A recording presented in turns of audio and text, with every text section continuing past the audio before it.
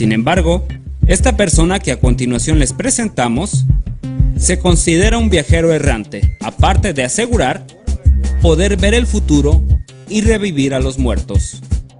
Tú quieres ser chingón, pero le aventas tierra a los demás. Este güey va a vivir más años que tú y que yo juntos.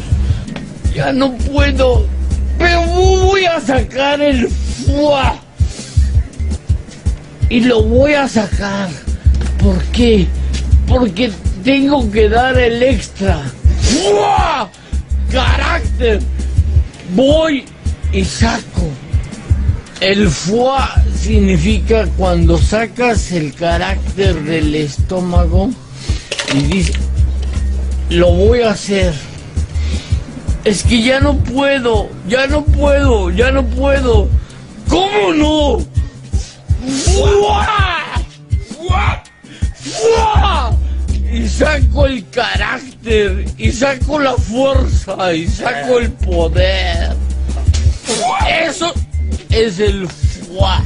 No importa lo que hagas, no importa lo que realices, lo más importante es dar el extra. El fuá. ¡Fuá! Significa dar el extra, lo que se proyecta hacia el universo. Eso es cuando la persona ya está muerta y dice, no, ya, déjalo muerto. No. ¡Fua! ¡Fua! ¡Fua!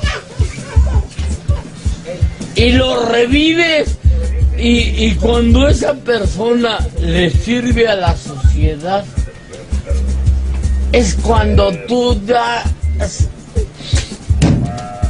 el fuá. ¡Fuá!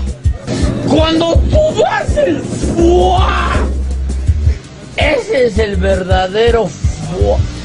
Situaciones inusuales que ocurren mientras usted duerme. Y afortunadamente, algunas historias terminan con un final sin lamentos.